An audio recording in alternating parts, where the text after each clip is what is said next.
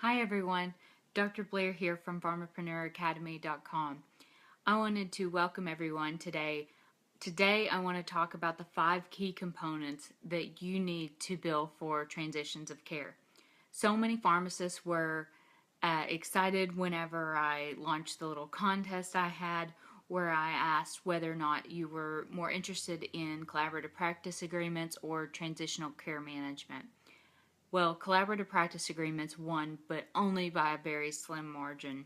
So if you are interested in collaborative practice, go view my last live video, and in the comment section you can download your link to your free cheat sheet, the 9 steps that you need to put together an ironclad collaborative practice agreement.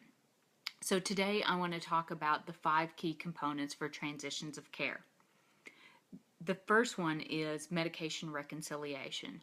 When a patient leaves the hospital and is seen in the clinic, you want to make sure that the medication reconciliation is done and it matches what the discharge information says on the patient's discharge sheets. Also, a big piece of transitions of care is communication with the patient or caregiver. And this turns out to be one of the most difficult aspects of transitional care management criteria to meet because it is sometimes difficult to know whether or not your patient has been admitted and when they're actually being discharged. I'll talk about that a little bit more in a minute whenever we talk about the actual CPT codes being used. So number 3, you want to make sure that the patient has access to care and community services that they need, and also support for the patient's caregivers and their family members. That's a very important component. Number 4, when you do the face-to-face visit 7 to 14 days after discharge, you want to make sure that you review the need for any kind of follow-up tests or treatments. And then the 5th thing is assisting the patients in scheduling appointments, whether that be referrals or future appointments in your clinic, if they need to see specialists or if they need to do some kind of rehab program. That's a very important component of transitions of care. So now I want to talk about the 2 transitional care management codes. The first is 99495. It's reimbursable for $164 in a non-facility setting, so that would be a clinic setting, which most pharmacists are interested in working in. So the 48-hour communication that has to occur with the patient has to be 48 hours post-discharge, and it doesn't have to be face-to-face, so it can be telephonic or telehealth if your facility is equipped to do that. This turns out to be, as I said, the most difficult piece of billing criteria to meet is the 48-hour discharge window. The second piece is you have to have a 14-day face-to-face visit with the patient to also be able to use this 99495 code. And for this code, since it's a lower reimbursement rate, the medical decision making is of moderate complexity. The other code, the 99496 code, is reimbursable for $231, and it is for higher complexity patients. It does require the same 48-hour window post-discharge of direct patient contact. So, like I said, that's telephone call, that's speaking with the patient. And then it requires a face-to-face visit within 7 days post-discharge in order to be able to bill for the 99496.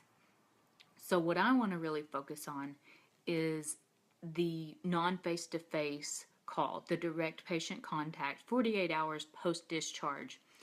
CMS says those services can be provided by clinical staff and or other qualified health professionals, and this does include pharmacists under a collaborative practice agreement. Recently, I interviewed a pharmacist who is working in a rural health clinic, and they had put together the Transitional Care Management program and were conducting all of the 48-hour post-discharge contacts with the patient, and then also helping the physician during the face-to-face visit do medication reconciliation. So I think that's kind of the biggest portion. So why would an office bill transitional care management codes instead of just using the CPT code 99214? Well, the 99214 Incident 2 code is reimbursable for about $106 versus even the moderate complexity code, the 99495 Transitional Care Management code, is reimbursable at $164. So that additional $60 is meant to compensate for the non face to face time spent in direct patient contact. And that equates nicely to a pharmacist's salary and why pharmacists can offer these services and offer the to put together a transitional care management type of program in a clinic setting. So before you go out and start marketing these services to physicians in your area as an independent pharmacy consultant, you want to be prepared. You want to get all your ducks in a row. You want to have the answers to as many questions as they may have that you can. So I put together some frequently asked questions, and we address the answers to all of these in our course that I'll talk about in a little bit. So one question you may get from a physician, if a patient needs an additional visit during those 30 days, can I bill for a regular evaluation management visit? Yes, you can. There are some restrictions such as anticoag management and home health certifications that we'll talk about that do have coding limitations that you cannot bill at the same time as the TCM codes. So who can complete the MedRec for TCM? Do you have to be the primary care physician to bill for TCM? What are some coding limitations? And a few of those are like you can't bill chronic care management codes, the 99490 codes that we talk about in Lesson 7, and these transitional care management codes within the same calendar month or same 30-day period. You also can't bill for services like end-stage renal disease, and there are some other ongoing codes you can't use. You also can't use the pharmacist-specific or pharmacotherapy MTM billing codes, which is 99605 through 99607. And we talk about those codes in detail in Lesson 8 of the e-course. Another question the physician may ask, how should you report the date of service for transitional care?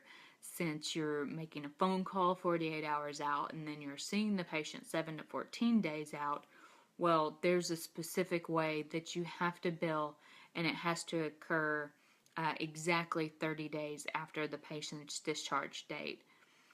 Also, they'll ask, can TCM be reported in more than once a month if the patient was readmitted?